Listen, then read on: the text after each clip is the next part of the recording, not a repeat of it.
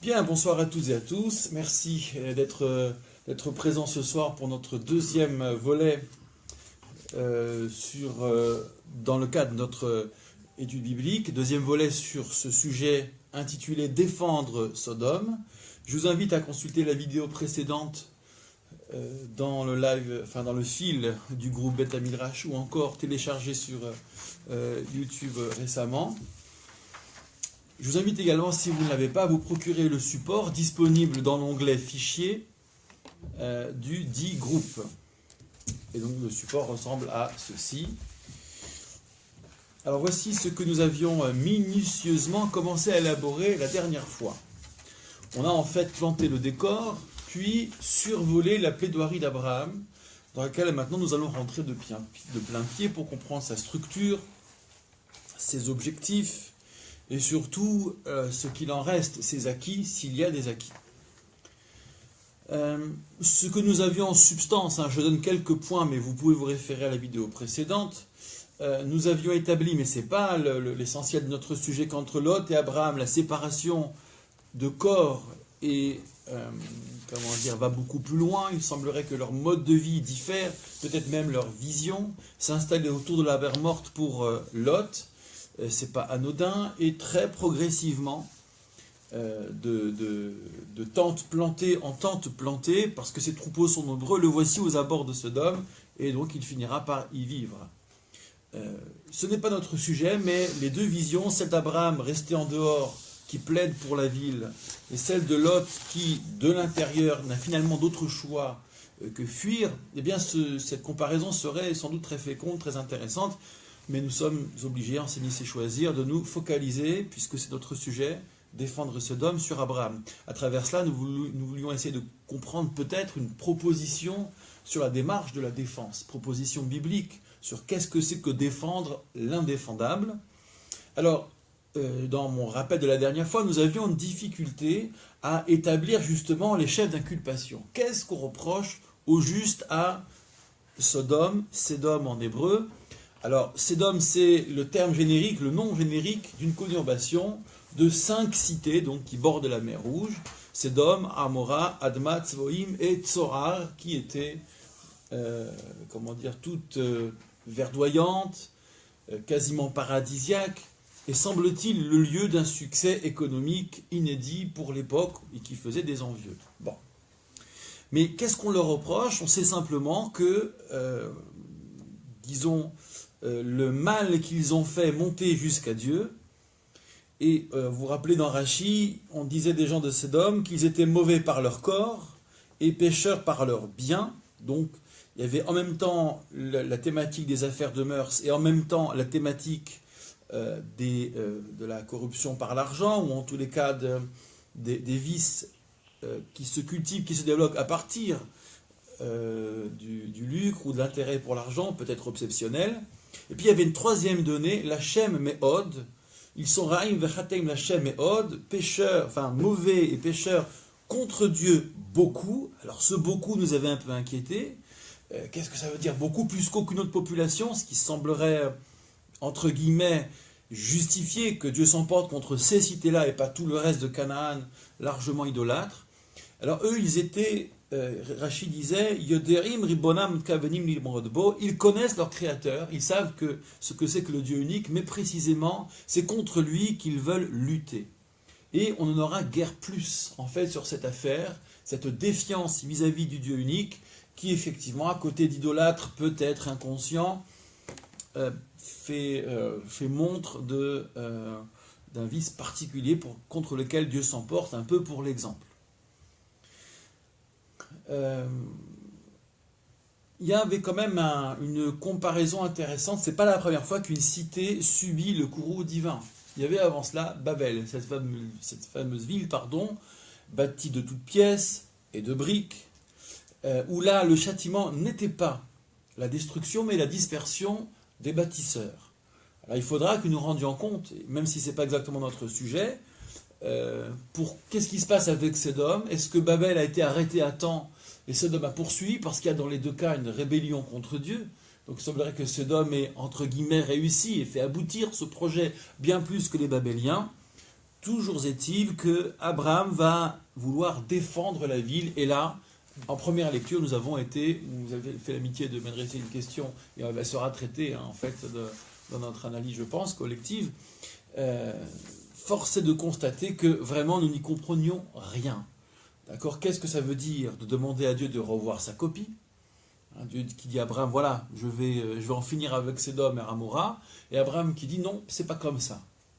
Notez bien que cette question-là, elle n'est pas que biblique, elle concerne notre démarche de tfila, de prière. Quand on prie devant Dieu, et vous pouvez disséquer le sidour, le livre de prière, sous toutes ses coutures, il n'y a pas que de la louange, il n'y a pas que des remerciements ou de la contrition, la demande d'agréer le repentir, d'obtenir un pardon, il y a aussi des demandes concrètes qui visent les domaines intellectuels, spirituels, collectifs, individuels, mais aussi matériels, collectifs et individuels là aussi.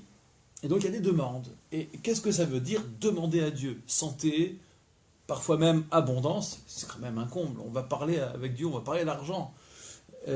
Est-ce que ça veut dire demander à Dieu de revoir sa copie? Comment ça se justifie sur un plan, je dirais presque théologique, d'accord? De demander à Dieu de revoir son jugement. Comment ça marche? Est-ce que Dieu n'est pas d'abord et avant tout l'exactitude? Et je choisis ici le mot exactitude à dessein, parce que nous verrons que l'inexactitude du comportement divin, entre guillemets, sera un des arguments, je n'en dis pas plus. Alors nous avions juste, on s'était arrêté là, proposé une hypothèse, il s'agirait peut-être de jouer Dieu contre lui-même. C'est-à-dire que, à la manière de Caïn qui dit à Dieu « Hashomer achi anochi, suis-je moi gardien de mon frère ?» C'est une manière déguisée de dire « Oui, mais toi, qu'est-ce que tu as fait pour ne pas que mon frère meure? Est-ce que tu l'as protégé de ma violence? Est-ce que tu m'as empêché d'être violent?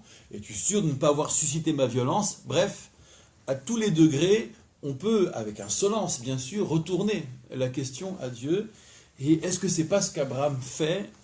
Je n'en dirai pas plus. Nous allons voir si cette hypothèse tient la route, et je crois qu'on en fait beaucoup plus que cela, dans la mesure où on ne regarde pas le texte en globalité, mais on se penche vraiment sur les tournures, sur le plan, sur l'évolution de ce qui se joue là. Il y a un thème ensuite qu'il faudrait ne pas perdre de vue, je le cite déjà, mais je pense que ce serait une ouverture pour la suite. L'on retient de ce récit, sans l'avoir lu autrement que superficiellement, qu'il y a possiblement des justes dans la ville, dans les villes, et qu'à ce titre-là, Abraham voudrait que toute la ville soit sauvée pour les justes. Il nous faudra, là encore, rendre compte de cette interaction entre les justes, et c'est la question que vous me posiez, et ceux qui ne sont pas. Appelez-les comme vous voulez, les impies, je ne vais pas dire quand même les laïcs, ce serait vraiment pas joli, mais en tous les cas, voilà, ceux qui ne sont pas justes. Pourquoi les uns devraient pouvoir sauver les autres? Il y a une thématique légendaire qui a traversé les siècles, qui est la trame d'un roman de Schwarzbach que vous connaissez peut-être, c'est les 36 justes, les fameux Lamed Vav en hébreu. Les 36 justes par le mérite desquels le monde tient. Bon, et ce sera peut-être l'occasion, c'est parce que c'est sans doute là la source, de creuser cette légende et d'essayer de voir ce que ça signifie que des hommes par leur mérite. Alors, il ne s'agit pas ici d'imaginer l'expiation par les justes de toute une génération, mais c'était en fait une proposition positive. Les justes, par leur mérite, nourrissent spirituellement le monde et justifient son droit à l'existence, à la survie, au maintien. Bon. Ça m'a toujours intrigué, cette légende, et je pense qu'on pourrait, pour une part, percer son mystère au terme de cette étude, sinon donc dans un travail de synthèse. Alors nous allons reprendre méticuleusement et méthodiquement à partir de la page 2, donc c'est la 2 sur 4.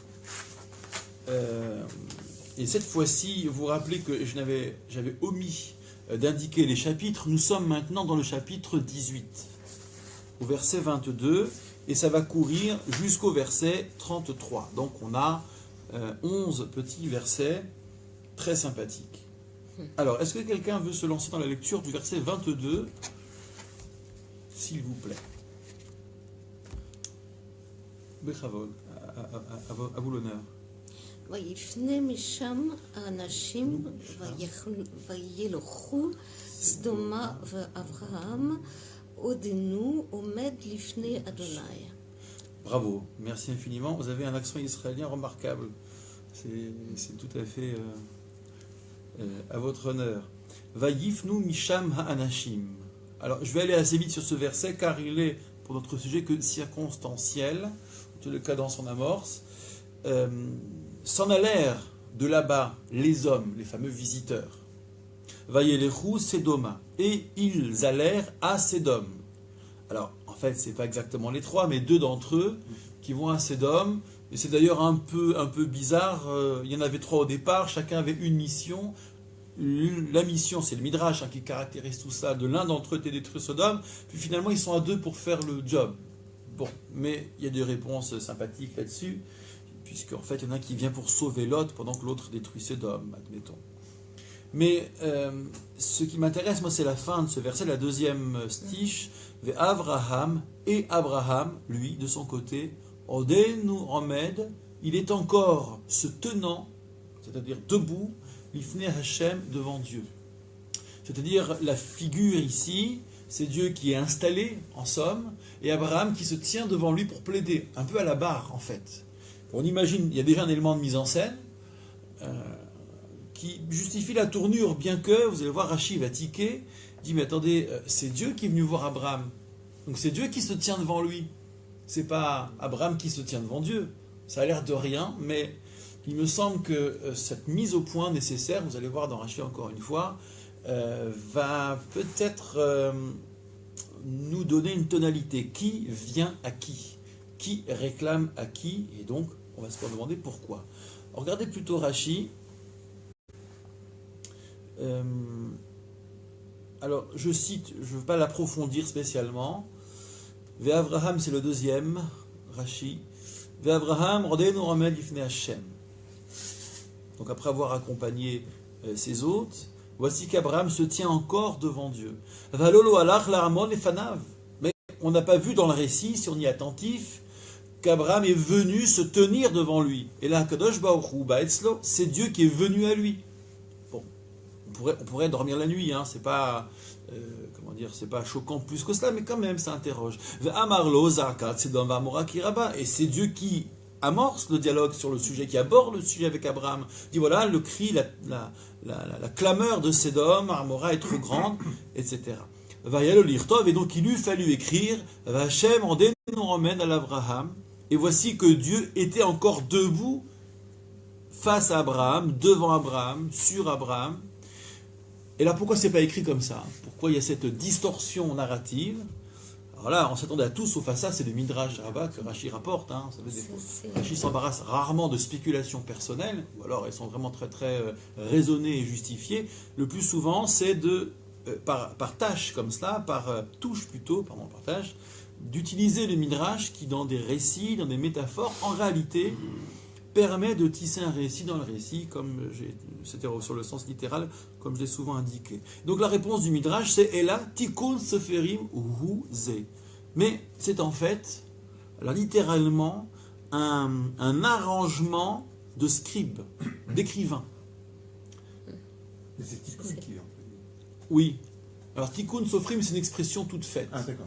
D'accord, Tikkun Sofrim. Alors vous allez me dire ce que vous inspire pour vous le mot Tikkun ici. Tikkun, c'est la réparation. Enfin, c'est... Réparation, oui.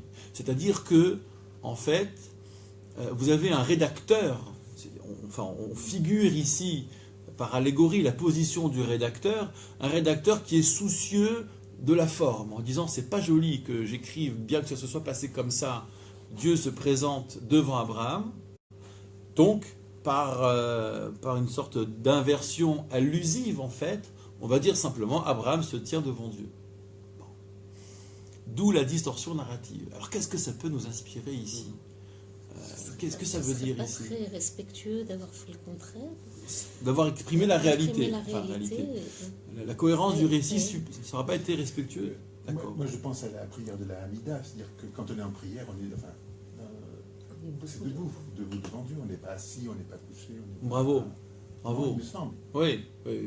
C'est-à-dire que, effectivement, la posture d'Abraham Ici, c'est pas. Enfin, à la limite, ce Rashi paraît inutile. Le fait qu'Abraham vienne plaider, ça se dit, il se tient devant Dieu. À la barre, encore une fois. Donc l'élément de mise en scène, finalement, fonctionne très bien. À tel point que je me demande au fond ce que Rashi a bien voulu, ou ce que ce Midrash rapporté par Rashi a bien voulu nous dire. D'accord ? Sinon que, allez, au détour d'une question prétexte, qui n'est pas finalement gravissime, on a envie de dire, tikkun soferim, qu'on a arrangé le récit, qu'il y a une manière de présenter les choses, bien que, en réalité, ça ne se passe pas comme ça.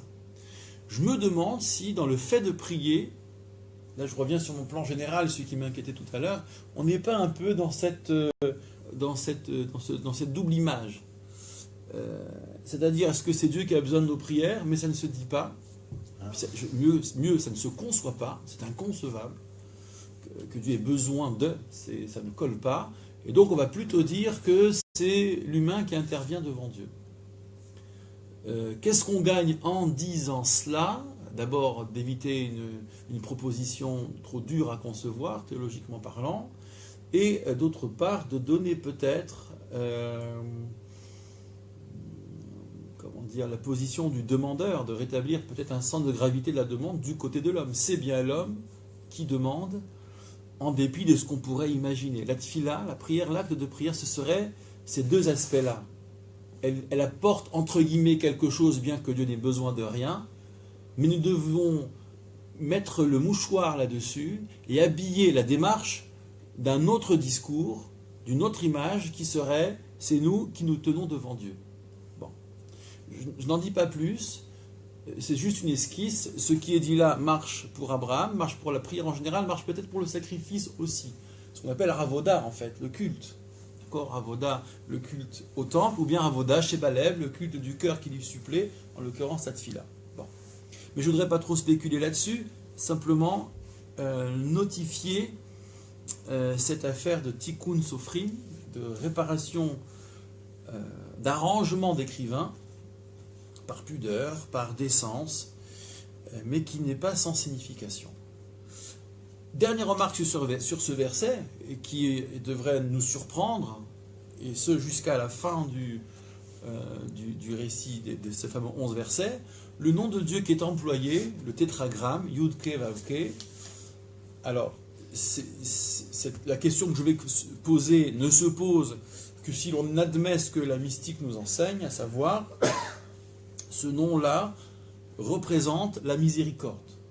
Lorsque c'est ce nom qui est le sujet des verbes qui jalonnent le récit, c'est que c'est Dieu en tant que miséricordieux qui agit, qui parle ou qui répond. Et donc c'est curieux, on est dans un récit de destruction, et voici que c'est l'Ifné Hachem, qu'Abraham se tient devant Dieu, mais pas n'importe quel aspect de l'attitude divine, entre guillemets, l'aspect miséricorde. Comme s'il occultait une autre dimension. En tout cas, ce choix de nom paraît tout à fait décalé. Voilà, je vais simplement notifier ça sans trop vendre la mèche, en tout cas sur les hypothèses que nous aurions à proposer. Alors on attaque l'approche. Maintenant Abraham va approcher à son tour. Et d'ailleurs le mot approcher ici, du verset 23, pose problème, puisque Dieu était devant. Qu'est-ce qu'Abraham a besoin d'approcher ? Donc il faudrait peut-être par aborder, nous allons voir. C'est pas une situation de prière, enfin à la synagogue on ne fait pas comme ça, on n'approche pas d'un pas. Bravo, de 3 pas même. Pour la prière centrale à Armida, on approche de 3 pas. On va voir ce que ça représente ici. Vous allez voir le commentaire de Rashi qui est succulent et qui, l'air de rien, nous donne toute une structure pour ces 11 versets, pour cette plaidoirie. Alors, qui veut se lancer dans sa lecture ? Vaïgash Abraham. Bechavod, on fait tourner. Vaïgash Abraham, Vaïomar Haïf, Haaf, Tisfei, Tzadik, Im, Racha. Parfait. Alors on va faire d'abord un travail de traduction. La syntaxe est un peu difficile sur ce verset. Enfin, ça commence simplement. Vaïgash Abraham, il approcha Abraham, il s'avança. Qu'a-t-il besoin de s'avancer ? Donc ce mot est en plus. Donc il dit quelque chose qui n'avait pas été dit jusqu'à maintenant. Abraham, sujet, Vayomar, et il dit. Vayomar, notez bien que c'est dire en douceur. Et c'est pas a priori, c'est pas la dureté. Abraham ne peut pas a priori se permettre d'être dur avec Dieu. Quoi qu'en dira le Midrash, nous allons le voir. Et donc qu'est-ce qu'il dit? Ha'af tispe tzaddik rim racha. C'est très court, mais c'est dur à traduire. Ha'af, est-ce que aussi tispe, tu extermineras, c'est-à-dire tu mettras fin, hein, anéantir, sauf tzaddik, le juste, rim racha, avec le méchant, ou le malveillant, ou le malfaisant, ou le coupable. La traduction de Rabina est sympathique ici. Il y a l'innocent, il y a le coupable. Vous voyez, c'est marrant ce choix de traduction, innocent, coupable. En hébreu, c'est d'autres registres. Tzaddik, c'est le juste, qui, indépendamment de ce qui s'est passé, mérite la récompense, mérite de lui. Et Racha, c'est celui qui, structurellement, est mauvais. Et pas seulement le coupable dans cette affaire-là. Donc, oui, je n'avais pas fait gaffe à ce qui est plus qu'une nuance. La traduction ici me paraît bien trop faible. Elle est cohérente avec le récit, mais les mots de Tzaddik et Racha semblent éventuellement dire plus. Alors c'est dur à traduire tout ça parce que le mot af, normalement, il se rapporte au mot de Tzaddik. Est-ce que tu extermines le juste aussi avec le méchant? Mais en style biblique, ça colle. En revanche, il faut que vous sachiez qu'il y a une traduction alternative qui nous est proposée par le Targum araméen d'Onkelos, et que Rashi d'ailleurs rapporte, comme quoi Rashi avait vraiment une difficulté avec la syntaxe de cette phrase. Je ne fais que le citer, je vous fais cadeau du texte. Le mot af ici désignerait la colère. Le nez, la narine. Alors oui, littéralement c'est le nez, la narine, c'est exact. Mais pour dire que Dieu laisse éclater son courroux, c'est haron af, éclatement de af. Apaim, les colères, erer apaim, dire que Dieu est longanime, qu'il retarde sa colère, que sa colère est longue à advenir. Bon, ça vient du mot af au singulier ici. Et donc, quand Rashi appréhende cette traduction d'Onkelos antique, il essaie de reformuler donc ce que voudrait signifier ici Onkelos. Ha'av tispe, est-ce que la colère, tispe, alors, tisper ne serait pas le verbe dont le sujet serait colère, mais tu exterminerais. Est-ce que la colère, tu exterminerais, comprendre? Est-ce que par colère, est-ce que c'est ta colère qui ferait que tu exterminerais Tzadik Aim Racha? Le juste avec le méchant. Ça a l'air de rien, mais moi j'entends, il me semble, qu'Abraham est en train de dire que Dieu est une chose et que sa colère en est une autre. Alors, c'est mal dit, évidemment, mais qu'il y a chez Dieu la colère, mais la colère n'est pas la totalité. Évidemment, rien n'est la totalité. Et la colère, plus encore que tout le reste, elle n'est rien par rapport à la totalité, puisque totalité infinie nous sont insaisissables chez Dieu. Et est-ce qu'on pourrait oser dire que Abraham permet à Dieu de sauver sa face? C'est-à-dire, en gros, alors, voilà. Tu es en colère, et donc, mais finalement, tu t'es laissé emporter. Enfin, oui. Je dirais qu'un avocat s'y prendrait pas autrement. Oui. Il dit, mesdames et messieurs, vous exprimez votre colère, c'est très bien, mais est-ce que votre colère a à voir avec la vérité? Est-ce que votre colère a à voir avec vous-même? D'accord, n'êtes-vous pas aussi encline à sentir l'humanité qu'il y a derrière le coupable? D'accord, il y a des stratégies rhétoriques extraordinaires qui consistent à cliver l'individu, c'est-à-dire le juge, ou les jurés, à les cliver de l'intérieur en disant votre colère c'est une chose, l'opinion c'est une chose, mais les faits c'en est une autre. Alors on a l'impression qu'Abraham joue cette carte, encore une fois dans la tentative d'Onkelos rapportée et gérée par Rashi. Ha'av titpe tzadikim racha.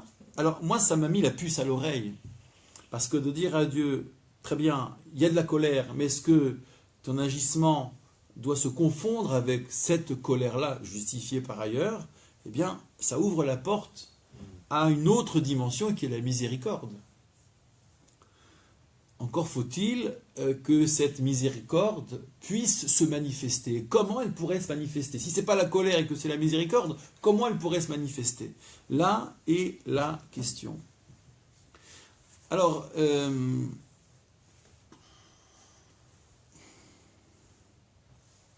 évidemment, la dernière fois que nous avions lu en première lecture ce verset, on était étonné du ton d'Abraham. Comment il se permet, d'accord, de dire à Dieu, comment tu vas faire une bavure? Bon, ça paraît totalement décalé, et c'est même c'est une interpellation, ça n'a rien à voir avec une prière ici, c'est de l'ordre de l'interpellation. Et puis, vous me demandiez, et pourquoi ne pas sauver les justes? Pointe à la ligne. D'accord? Pourquoi Abraham voudrait sauver la totalité? Enfin, Abraham part de l'idée que quand Dieu dit « je vais exterminer tous ces hommes », il y a des justes à l'intérieur, et Dieu va détruire les justes aussi. De deux choses l'une, ou bien c'est vrai, et là Abraham est fondé, encore que il doit se faire une raison si Dieu agit ainsi, c'est le problème de l'exactitude à laquelle devrait se heurter la plaidoirie ou la tentative ou le fantasme d'Abraham. Ou bien ça n'est pas vrai, et donc pourquoi Abraham prétend cela? Pourquoi il joue l'intox? Et si Dieu décide de détruire, c'est qu'il a ses raisons. Ou bien il y a des justes, et il convient de détruire les justes avec les mauvais, ou bien il n'y a pas de justes, et voilà pourquoi toute la ville est détruite. Mais quel est l'espace de la négociation ici? C'est ça qui est curieux. Quelle est la motivation d'Abraham? Alors, on a un petit début. L'espace de la négociation, on va construire ça petit à petit, l'espace de la négociation, c'est que, très bien, tu peux t'emporter, mais ce sera de la colère. Je dirais même, là je m'avance un peu, ça ne sera perçu que comme de la colère. Alors, sans en dire plus, j'aimerais que nous regardions le rachis sur le premier verbe de ce verset 23, Vaïgash Avraham. Donc, pardon de travailler un peu à rebours, mais ça devrait nous être utile. Vaïgash Avraham, donc c'est le troisième rachis. Donc c'est en fait un midrash Bereshit Rabbah, et qui est tout simple. Matsinu Haggasha la Milhama Vaïgash Yoav. On trouve le fait d'approcher, le même verbe Vaïgash, il approcha, dans un contexte de guerre.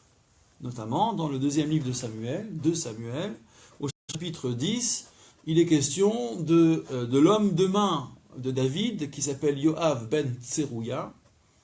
Et Yoav est mandaté par David pour conduire une bataille contre le roi de Ammon, qui a coalisé contre David tant et plus d'alliés. Et donc il faut faire la guerre. Le roi de Ammon perd son père.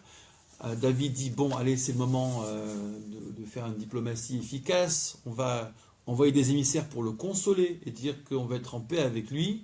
Les émissaires, c'est le cas de le dire, se font tailler un costume. Vous verrez sur place, le roi d'Ammon leur coupe la barbe et leur déchire les vêtements et les fait repartir comme ça chez David, qui dira à ces pauvres émissaires tout dépenaillés, allez vous faire repousser la barbe à Hebron et revenez plus tard. Et puis donc, le message est donc clair, il n'y a pas d'amitié et la guerre se prépare. Bref, Yoav part et à un moment donné, Vaïgash Yoav. Yoav va à la rencontre de l'ennemi, et là c'est la guerre. Et puis, le Midrash poursuit, il y a également Haggasha les Fius.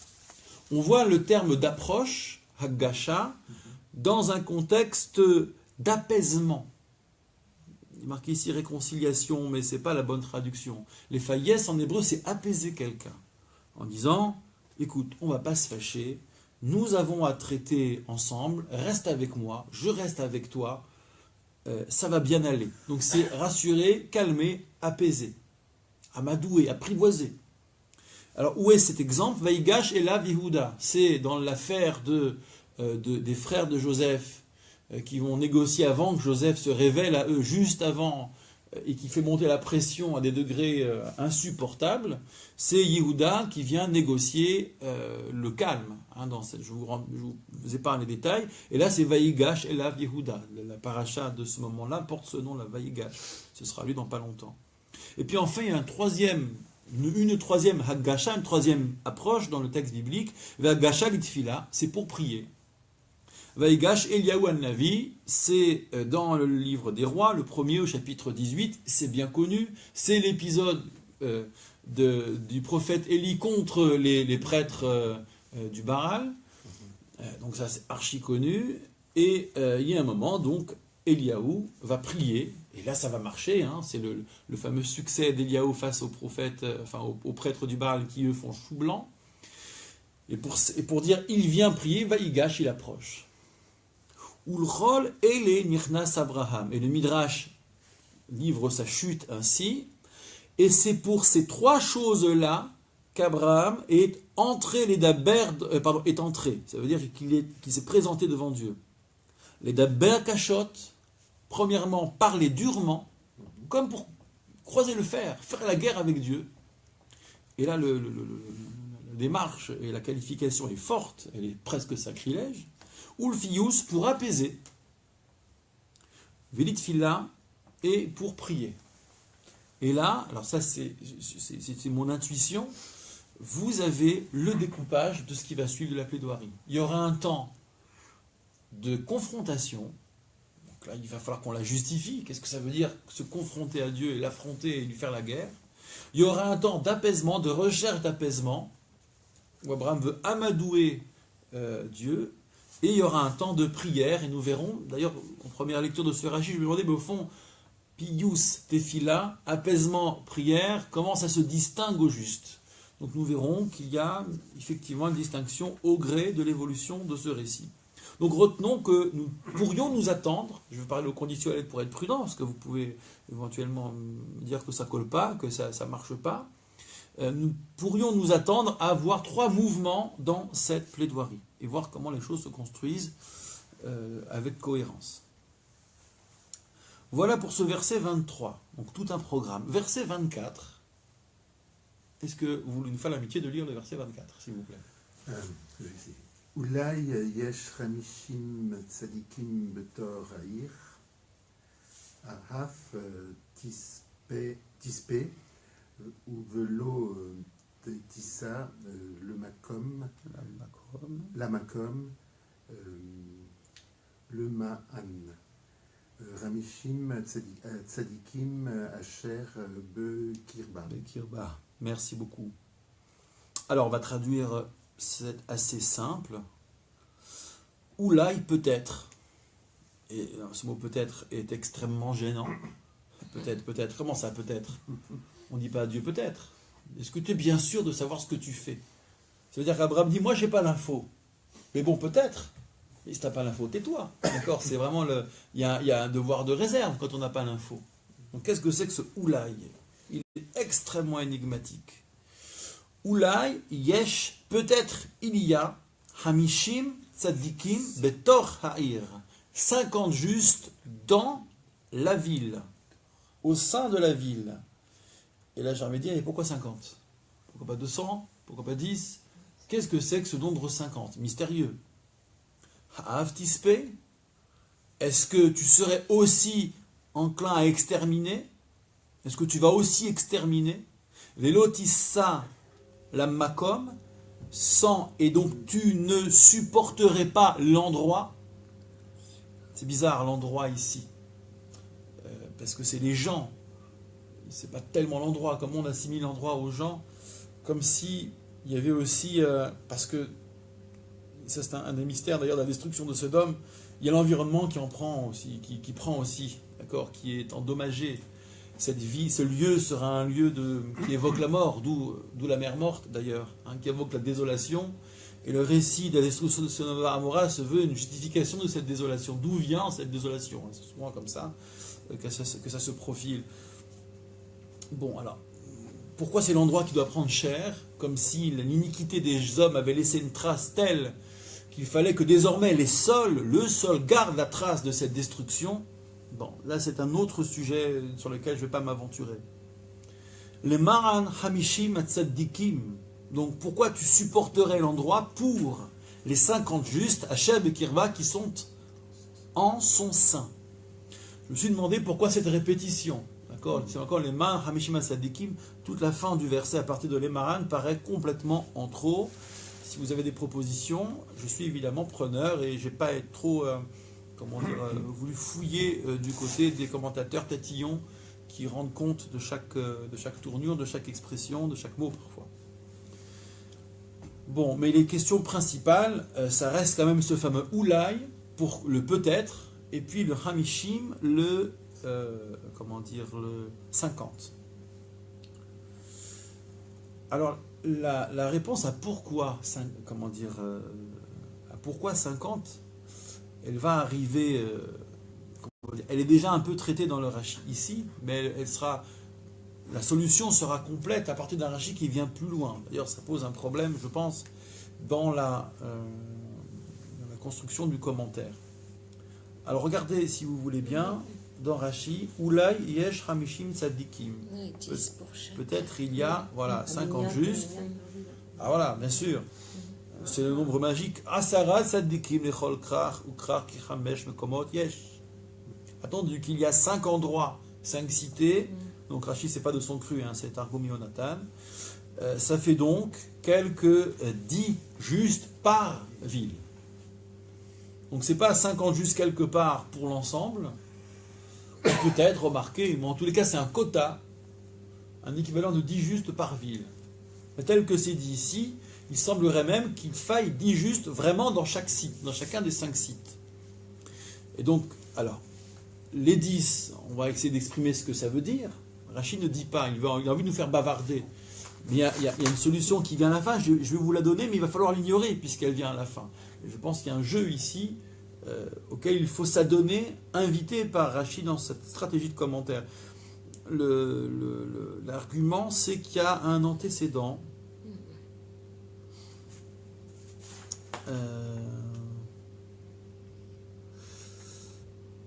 Ça répond pas. Il y a un antécédent, c'est qu'il y a le déluge qui est advenu, qui est resté dans les mémoires, visiblement, puisque c'est le trauma qui, semble-t-il, favorise l'émergence de Babel en tant que ville rebelle. Et ce qu'on a retenu du déluge, c'est qu'il y avait des justes qui ont survécu au déluge. D'ailleurs, la comparaison Noé-Abraham va être sévère pour Noé, qui lui n'a rien fait pour ses contemporains. Il les a laissés crever, passez-moi l'expression. Noé, ils étaient combien à être sauvés? Combien de justes? 8. Alors on dit, voilà, le calcul, c'est vite fait, c'est 8. Noé et ses 3 fils et leurs femmes. Comme ils sont tous monogames, à l'évidence, ça fait une épouse par personne, donc ils sont 4, ça fait 8. Pour 8, Dieu n'a pas permis que le monde survive. Ça ne suffisait pas. Alors à combien aurait-il survécu?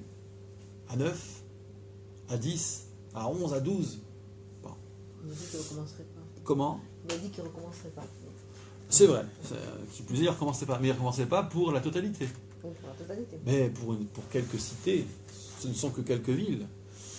D'accord, ça peut paraître entre guillemets filou, mais c'est pourtant cohérent. Je sais pas, moi, c'est pas de moi, c'est du Midrash qui dit si les gens de Sodome ont voulu pousser le bouchon en se disant que le déluge ne reprendrait pas, en réalité, ils se sont mis le doigt dans l'œil jusqu'au coude.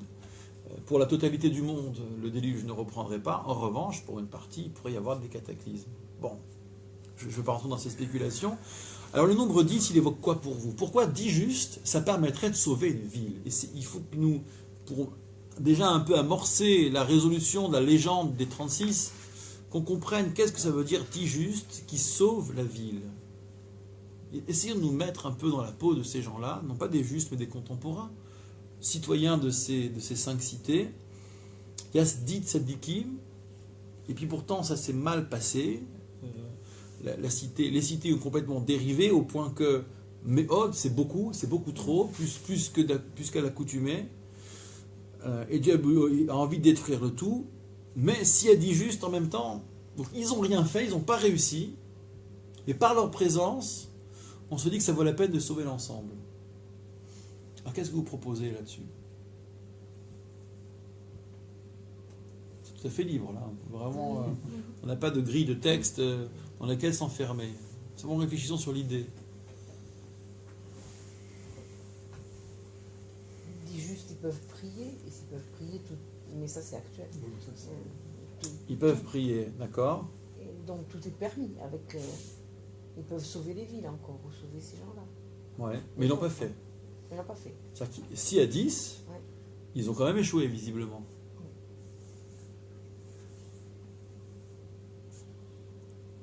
Pourrions-nous dire, pour être très pragmatique, que dans la mesure où 10 justes sont restés dans la ville, dans l'absolu, les hommes se sont très très mal comportés, mais ils ne se sont pas suffisamment mal comportés pour que 10 justes fuient. Ouais. 10 justes ont quand même resté. Ils ont réussi à laisser rester 10 justes. Voilà. Ils ont réussi, donc, c'est-à-dire que tous ces gens grillés, si j'ose dire, devant Dieu, ne le sont pas tout à fait, ne seraient pas tout à fait dans la mesure où leur sort, ou plutôt leurs actes, dans la comptabilité de leurs actes, il y a aussi la présence de ces justes. Ils ne les ont pas fait fuir. Ils ne les ont pas détruits. Ils les ont laissés tels quels. Laissés survivre. Alors on se demande, d'un autre côté, pourquoi Dieu a envie de détruire la cité s'il y a 10 justes? Et que, en toute logique, là, c'est presque talmudique cette affaire. J'essaie de comprendre pourquoi, s'il y a 10 justes, et Abraham proteste, s'il y a 10 justes, dans l'esprit du divin, il faudrait quand même détruire cette ville. C'est ça que je ne comprends pas très bien. Enfin, pourquoi il ne faudrait pas la détruire? Pourquoi il faudrait la détruire? Dès lors qu'il dit je vais détruire la ville, s'il y a 10 justes, c'est que ça n'a pas suffi. Oui. Voilà, j'aimerais Parce comprendre que comment ça interagit. La clameur est montée, donc ça veut dire que ces justes-là ont été incapables d'arrêter D'accord. cette clameur. D'accord. Puisque finalement, D'accord. c'est la clameur qui a tout déclenché. Oui. Il y a une clameur. La clameur, qu'est-ce que ça peut être? Ça peut être la détresse, voilà, la détresse des oppressés de Sédom. Il y a dû en avoir, sans qu'on sache trop de quoi il s'agit. Donc, trop de souffrances humaines, devenues insupportables. Il faut que ces gens payent. Et il se passe que les justes n'ont pas réussi. Donc, puisqu'ils n'ont pas réussi, Ils ne sont pas si justes que ça. Mais le Seigneur est d'accord avec Abraham et lui dit mais s'ils y sont, les 50, je ne détruis pas. oui, vous avez raison. Vous avez raison. Donc- Et là, vous êtes déjà dans la réponse. Ouais. Au niveau de la question d'Abraham, alors pardonnez-moi, mais dans le Talmud, on aime bien savoir où on en est dans la dialectique. Dans la question d'Abraham, le décor mental dans la question d'Abraham, c'est comment t'apprêtes-tu, c'est-à-dire qu'il prête à Dieu cette intention C'est ça. de détruire toute la ville, juste compris, alors qu'ils sont 10. D'accord, on en est là. Et donc, vous proposiez de dire, puisqu'ils ont échoué, s'ils ne sont pas si justes que ça, ou ils n'ont pas été aussi utiles que ça veut dire Oui. que la figure du juste qui se dessine à ce niveau-là de la dialectique, c'est un juste qui s'implique pour les plus mauvais, qui s'implique pour changer le monde. Et s'il ne l'a pas fait, donc tout juste qu'il est dans l'absolu, ça dit que lui, mais lui tout seul, s'il ne l'a pas fait, au fond, il est emporté par le reste. Ça pourrait être ça, d'accord, cette figure du juste. Alors la suite va nous faire renégocier cette figure, parce qu'effectivement, dans la réponse, alors je ne suis pas encore arrivé à la réponse, mais on peut déjà l'imaginer, quand Dieu va dire, oui, mais bon, s'il y a 50, évidemment, je ne détruis pas les 50. Ça veut donc dire que s'il y a 10 et qui n'ont pas réussi, mais que dans l'absolu ils sont justes, évidemment, ils ne méritent pas de mourir. Évidemment, ils ne méritent pas de mourir. C'est-à-dire que pour eux, la miséricorde, et la miséricorde qui advient pour eux, elle s'étend pour tout le reste, donc on ne détruit personne. Mais ce n'est pas la rigueur qui s'applique, pour prendre l'inverse, le terme inverse de la miséricorde, la colère qui s'applique aux méchants, qui serait également déversée sur les justes. Donc le basculement s'opérera ainsi, ce n'est pas la colère déversée sur les uns qui la méritent, qui en sont l'objet, qui va ensuite se répandre sur les autres qui ne la méritaient pas, mais c'est la miséricorde dont les justes sont l'objet qui, elle, va se répandre sur ceux qui ne la méritent pas. Donc on passe à une autre figure du juste. Il suffit au juste d'être juste par lui-même, sans être tant que cela préoccupé, je brode un peu, préoccupé du sort des plus mauvais, et s'il baisse les bras, ma foi, il baisse les bras. Il a peut-être tenté ce qu'il a pu. Il y aurait obligation de moyens, pas de résultat, on pourrait dire les choses ainsi, on pourrait vendre la chose ainsi. Et donc cette autre figure du juste contraste sérieusement avec celle de la première étape de la dialectique, où il était question que Dieu liquide les justes avec Sodome. Alors,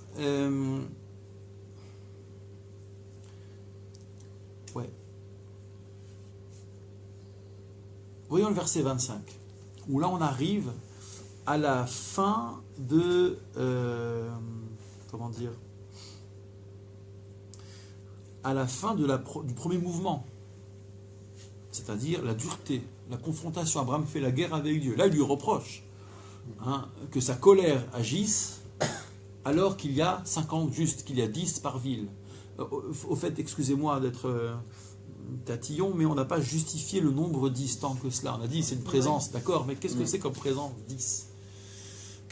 Donc là, on rentre dans la symbolique du minyan. Oui. Je sais bien, et elle est tellement familière que du coup, on la renégocie plus, on ne cherche pas à la commenter, à la comprendre. Comment? Parce que le minyan qui déduit de ça, je sais pas moi. Vous avez raison. Je sais pas. Alors, ça, c'est très bien, c'est typiquement talmudique. Il faut la jouer à l'envers. Oui, mais c'est le minyan qui vient de là. Et d'après certains avis, c'est vrai. Il y a des commentateurs, y compris décisionnaires médiévaux, Renaissance, qui vont dire oui, mais ça vient de là. C'est pas la seule source. C'est essentiellement les explorateurs.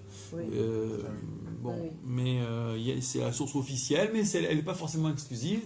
Et il y en a qui vont se raccrocher à, voilà, les Hamishim Sadikim sont en fait 10 Sadikim par ville, donc minyan. Mais, ok, et donc, qu'est-ce que ça dit? Pourquoi 10 hommes c'est tellement fort? Pourquoi 10 justes c'est tellement fort? Ça témoigne de quoi? Yod, 10 c'est Yod et Yod c'est Dieu. Ah, alors vous passez par la gematria, voir la numérologie, en tout cas la symbolique des nombres et des lettres. Oui, c'est pas mal, bien sûr. Et donc, c'est une piste en fait. La gematria ne dit pas tout, elle donne des pistes. Alors moi, je souvent... Oui, excusez-moi. C'est 2 de plus que Noé, finalement. Oui, c'est jamais que 2... de... Ouais. Et donc, c'est un peu plus que l'arche, quoi. C'est un peu plus que... C'est-à-dire un peu plus que l'arche. Mais l'arche de Noé, c'était 8 personnes qui étaient sauvées, et là, c'est juste un peu plus. Symboliquement, d'où viennent les 2 autres? Je sais pas. Ah, c'est ça le truc. D'où ça vient, les 2 autres? Bon, alors pour la jouer façon Maharal de Prague, on pourrait dire que 10, c'est 1 fois 10, c'est-à-dire que c'est l'unité mise en rapport arithmétique avec la multiplicité. Donc quand on est 10, symboliquement, le nombre, symboliquement, suggère que nous sommes nombreux, mais en même temps avec une seule orientation, une kavana. Nous arrivons à nous liguer. Vous savez, dans les textes législatifs, on détermine qu'est-ce que c'est qu'un rassemblement ou une manifestation. Et donc pour autoriser une manifestation, ça dépend d'un nombre de personnes. Un rassemblement, c'est un autre nombre de personnes. Une association, c'est encore autre chose, etc. etc.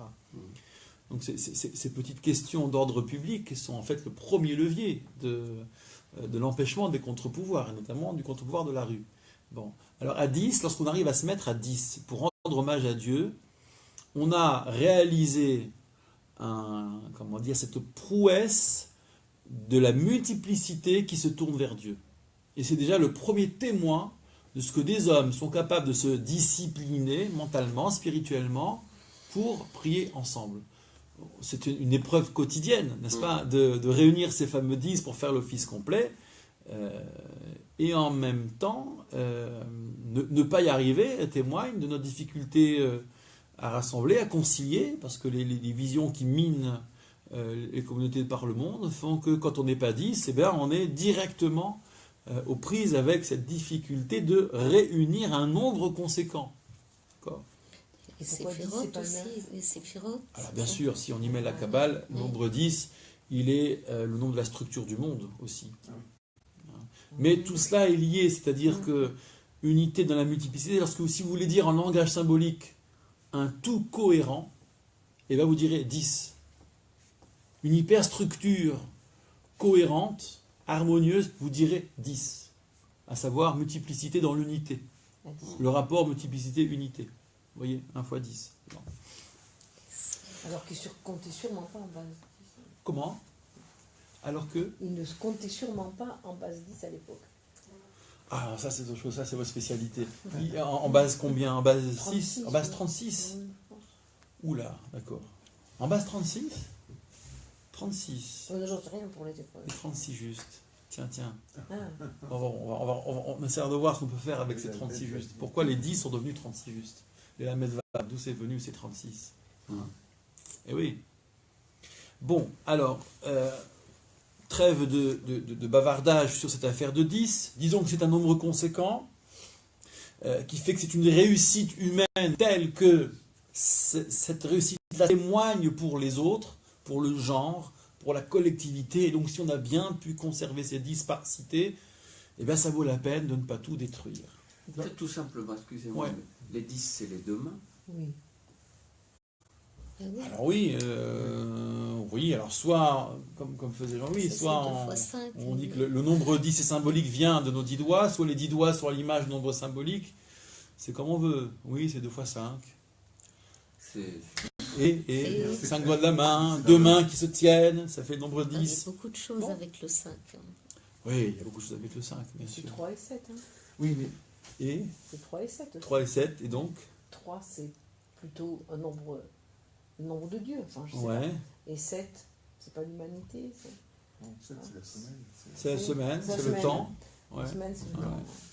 Bon, vous voyez qu'on peut broder comme ça. Moi, je n'arrive toujours pas à comprendre Ouais. pourquoi 10 hommes parfaits, ou enfin 10 hommes-femmes parfaits, Ah, vous peuvent, êtes inclusif, vous avez raison. peuvent en gros irradier, je ne sais pas qu'est-ce qu'il faut dire, mais peuvent transformer toute une ville, quoi, qui elle est.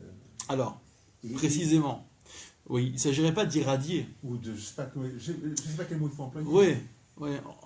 En fait, on ne sait rien de l'effet que pourrait avoir cette présence sur la masse pécheresse. On n'en sait trop rien. On pourrait dire, à tout le moins, mais vraiment à minima, que le fait qu'ils aient pu subsister en tant que justes et ligués en 10 justes par cité totale 50, ça témoigne de ce que on n'a pas touché exactement le Le fond. fond. Ok. Ça témoigne que cet échec, cette crise n'est pas tout à fait une crise, n'est pas tout à fait un échec. En tout cas, pas à 100%. Ça, c'est ce qu'on peut dire à minima. Et après, je dirais que sur un plan, comment dire, des attributs divins, la question est de savoir si, encore une fois, comme je disais à l'instant, la colère qui doit emporter les méchants va aussi emporter les justes, ou bien est-ce que la miséricorde qui va préserver les justes va aussi préserver les méchants. Comme si on pouvait, somme toute, pas faire les deux à la fois. Ou c'est colère, ou c'est miséricorde. Mais est-ce que quelqu'un est tout à fait juste ou tout à fait méchant? Alors là, vous rentrez dans un autre débat, ça, bien sûr. Et oui, vous avez raison. D'accord. Si on veut être un peu, si on voulait scruter, donner du réalisme à cette vie de Sodome et Gomorrhe, allez, comment ça marche? Comment on est injuste, parfait, au milieu de gens tellement iniques, cyniques, répréhensibles, dégoûtants parfois? Bon, ça, non pas que ce soit le cadet de nos soucis, mais on est là pour investiguer sur un récit à dominante symbolique. D'accord. Son réalisme, sa réalité sont difficiles à rendre. Vous savez, moi j'ai toujours un intérêt très fort pour le jeu d'acteur.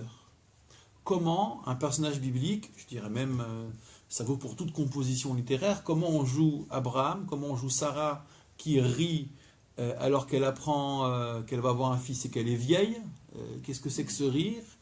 Comment un acteur va imaginer le jouer? C'est toute une alchimie, toute une invention, une création.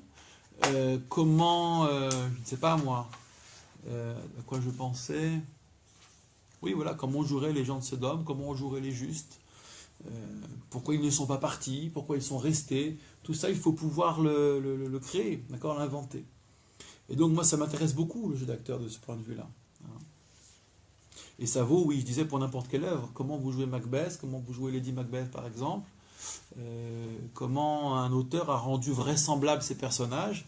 Et si le travail n'est pas fini, comment l'acteur peut, à son tour, le rendre vraisemblable. Et il y a une marge pour le travail d'acteur. Et c'est d'autant plus vrai ici, dans ce qui nous concerne. Bon. Alors, essayons d'avancer. Verset 25, s'il vous plaît. Vous voulez me faire l'amitié de lire? Mais ne pleurez pas. Hein. Non, mais personne ne pleure. Oui, Abraham un peu, mais c'est tout. Ralila lera meas Measot, Sot. Measot, oui. Kadavar, Razé, les Amit, Tzadik, Im, Racha, Ve'aya, Ve'aya, Katzadik, Karacha, Ralela, Lar, Asefet, Ashofet, Kol Haaretz, Lo Aase, Yaase, Shefet. Mishpat. Non, Mishpat. Mishpat. Oui, d'accord. Oui, ça, vu la plus de caractères, il y a parfois une difficulté avec les voyelles. Bien. Alors là, on est au comble de la joute. On est vraiment sur le ton de la joute, de la confrontation, de la guerre, donc. Halila lecha. Alors, très difficile de traduire le mot halila. La traduction du Rabbania va donner loin de toi. Le halila lecha. Rashi va proposer autre chose, vous allez voir. L'idée de profane. Merasot, de faire kadavar hazé comme une chose telle que celle-ci. Comme une telle chose. À savoir, les hamid tzaddik imracha, de faire mourir le juste avec le méchant. V'haya tzaddik karacha. Et donc, comme le juste, comme le méchant. C'est-à-dire, comme, comment dire, ils seront à équivalence. D'accord ? Toutes les deux, le juste comme le méchant, seront traités pareil. Donc faire mourir l'un avec l'autre, ça revient à les mettre ensemble. Bon, on a l'impression de défoncer des portes ouvertes, hein. C'est assez curieux. Et puis ensuite, répétition. Halila lecha. Loin de toi, et j'utilise cette traduction bien qu'elle soit assez peu satisfaisante. Hashofet kol haaretz. Celui qui juge toute la terre. Lo yarase mishpat. C'est Rashi qui nous indique qu'il faut ici voir comment dire, une interrogation. Ne pratiquerait pas mishpat, la justice, le jugement juste, d'accord, équilibré, conforme au droit, je ne sais pas. Donc celui qui juge toute la terre, mais à quoi il fait allusion, à quoi il fait référence, il ne pratiquerait pas la justice. Alors moi je me suis demandé, mais à qui il parle, Abraham? Au nom de qui il parle? Lui il sait que Dieu est juste. Dieu sait ce qu'il fait. Les gens de Sodome, ma foi, on se moque de savoir ce qu'ils pensent. Ils ont fait le pire, tant pis pour eux. Les justes ne penseront plus, puisqu'ils vont tous mourir. Tout va bien. Enfin, tout va bien. Tout va mal, en l'occurrence. Et pour qui il parle? Et c'est là, on va regarder le commentaire de Rashi, mais c'est là, je pense, que s'ouvre vraiment le sujet. À savoir, qu'est-ce qu'Abraham essaie de faire dans cette plaidoirie, y compris sur le mode, sur le ton de la joute et de l'affrontement. Là, on est dans s'avancer un peu comme à la guerre. Comment? Vous avez dit là qu'il y avait trois. Enfin, Rashi a dit qu'il y avait trois façons de s'avancer. Ouais, on est encore dans la guerre. Là, on Ouais. est dans la guerre. Ah bah oui, là pour parler comme ça, Ouais. c'est vraiment pas de l'apaisement, ça. Là, c'est de la provocation. C'est- Juge unique, c'est fort. Juge unique, c'est fort. Ah oui, la traduction elle dit juge unique, c'est encore mieux. Voilà. C'est quoi, En Mishpat? fait, il est en train de dire à Dieu, c'est pas du travail, quoi. C'est pas comme ça que ça marche. Comment? C'est quoi Mishpat là? Mishpat, c'est le produit du jugement. Et donc le jugement entendu comme la sentence acceptée de part et d'autre, qui permet de cultiver l'espérance. C'est aussi une des vocations de la justice, se dire que, bon, il se passe ce qui se passe, mais au bout du bout, il y aura justice. C'est la vocation première, je dirais, et comment dire, le point central de la cohésion sociale, c'est de ce point de vue-là la justice. De se dire qu'il y ait des coups de canif dans le contrat social, là je parle en langage rousseauiste, qu'il y ait des coups de canif dans le contrat social, c'est une chose, mais allez, la justice des hommes fonctionnera, et si c'est pas pour le croyant, il y a encore une étape derrière, si c'est pas la justice des hommes, c'est au moins la justice de Dieu. Que se passe-t-il quand cette justice de Dieu n'est pas juste. Il y a un problème d'espérance, un problème sérieux d'espérance. Et c'est en cela que je dis qu'Abraham, en fait, parle, ça va se confirmer, je pense, dans Rachi, mais c'est vraiment ma lecture, parle au nom de tous ceux qui vont regarder cet épisode, le lire, le transmettre. Nous avons voyé, Dieu n'a pas été juste. Finalement, le déluge, est-ce que Dieu a été juste? Finalement, Babel, est-ce que Dieu a été juste? Puisque des justes sont morts à Sédom, et qui, eux, ne méritaient pas de mourir. Comment on pourra... Alors sans doute, c'est aller vite en besogne. On peut dire Dieu sait ce qu'il fait. Mais dans le même temps, si on a mal, on a mal. Si cette justice fait mal, si cette pratique de la justice plutôt est désespérante, que faire? Et donc Abraham semble militer pour une justice qui donne l'espérance à des hommes qui ne comprennent pas tout. Une justice qui soit pour une part, jusqu'à un certain point, comme je mets un point d'honneur à toujours poser cette nuance, jusqu'à un certain point lisible. Ça veut dire que l'illisibilité de la justice divine serait l'exception, et suivez mon regard 20e siècle, la lisibilité serait la règle. Mais il faut quand même qu'il y ait une règle, sans quoi il n'y a pas d'espérance. Alors, je brode un peu en termes qui frisent la question de la théodicée, mais regardez dans Rachi. Halil Alecha, alors je vais... Ah oui, tiens. Le premier Halil Alecha dans Rachi. Vim Tomar, et si tu dis Lo yatzilu atzadikim et arsharim, la matamit atzadikim. Si tu dis que les justes ne sont pas capables de sauver les méchants, mais pourquoi fais-tu mourir les justes? Fais-les partir. Donc là, c'est votre question. D'accord? Évidemment, la question se posait. Pourquoi Dieu ne s'occupe pas de faire dégager les justes? Il fera bien dégager Lot. Donc pareil, pourquoi les faire mourir tous? Donc, ou bien ils sont capables, et à ce moment-là tu sauves tout le monde pour eux, c'est la figure du juste qui aurait été opérante. S'ils ne sont pas capables, c'est une autre figure de juste, à savoir qu'ils méritent eux d'être sauvés, sauve-les. Tu ne vas pas leur reprocher de ne pas avoir changé le monde. Et donc, vous allez voir après la réponse de Dieu, puisqu'il, comme on l'a dit tout à l'heure, dessiner une autre figure du juste, qui sauve déjà sa peau. Et Rachi s'est inquiété de la répétition Halil Alecha. Alors il va commenter différemment les deux Halil Alecha. Le premier, un effort de traduction, Halil Alecha, Hulin hu lecha.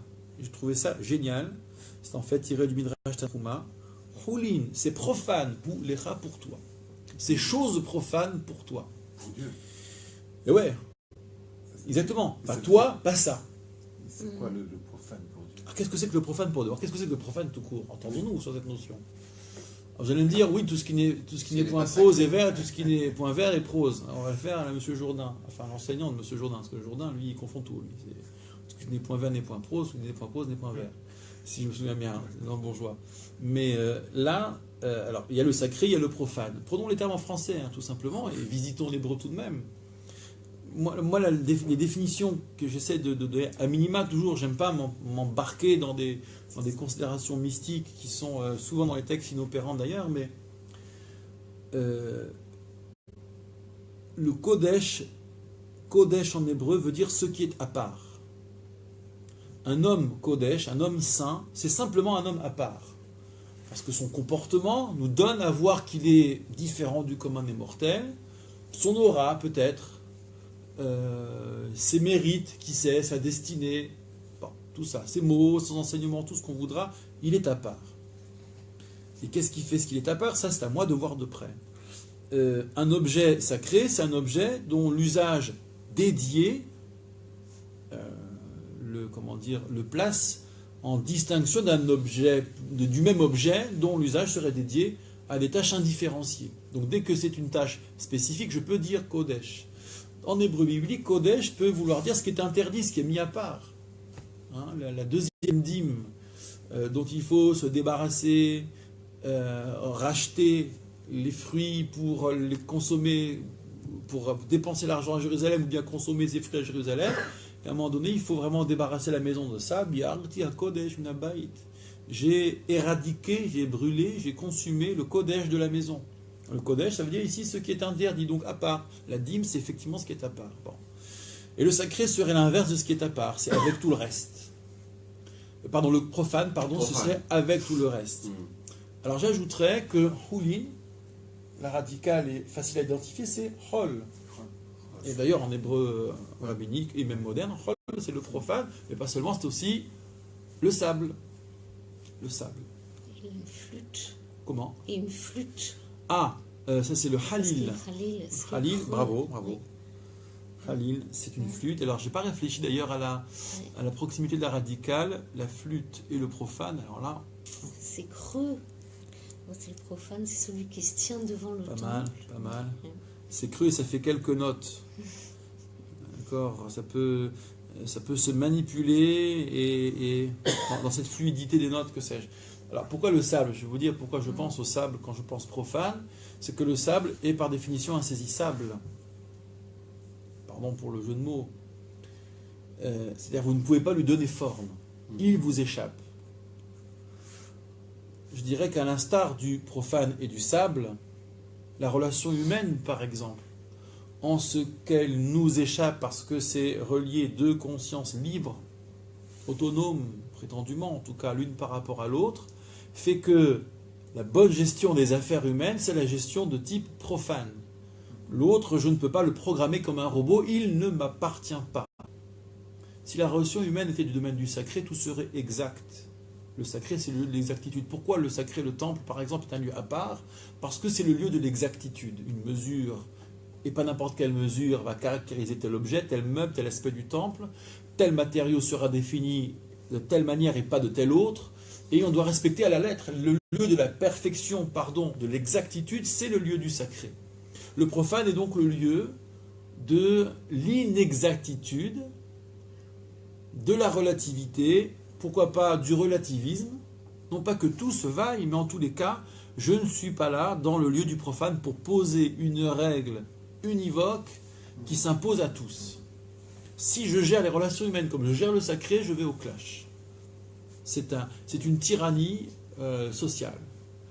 Et inversement, si je gère le sacré comme je gère les affaires profanes, je fais n'importe quoi. Rappelez-vous, je cite souvent cette anecdote du Talmud, Titus qui revient triomphant et qui est au beau milieu de la Méditerranée et qui se tire les bras vers le ciel et hurle devant l'infini, voilà, j'ai détruit ta maison. Et Dieu lui répond, raconte le Talmud, traité Gittin, mais que crois-tu? Tu n'as fait que moudre une farine déjà moulue. Ce temple, on y faisait un peu n'importe quoi. Ça, c'est notoriété qu'il était l'ombre de lui-même. Donc tu n'as rien détruit, tu as détruit un lieu sacré qui n'était plus, qui était quasiment traité comme du profane. Et puis par ailleurs, le Talmud qui fera une critique sévère des contemporains du temple en disant, voilà, ils n'ont pas été au-delà de la loi. Ils n'ont pas su, dans les relations humaines par exemple, dans le jugement des uns sur les autres, être suffisamment intelligent, suffisamment, non pas souple pour faire n'importe quoi. Hein, le profane, c'est pas n'importe quoi non plus. Il y a bien une loi sociale, il y a bien un Léviathan, si éventuellement une autorité qui tient tout le monde en respect, mais pour autant, ça reste une communauté humaine avec des variables, je dirais même avec uniquement des variables, pour prendre un langage un peu mathématique. Et les hommes ne sont pas en équation les uns avec les autres. Bon. Alors, Hulin, ou lecha, pour toi, dit Abraham à Dieu, c'est profane, c'est-à-dire, mais c'est un jugement à la petite semaine, à la louche, c'est approximatif. Vous voyez?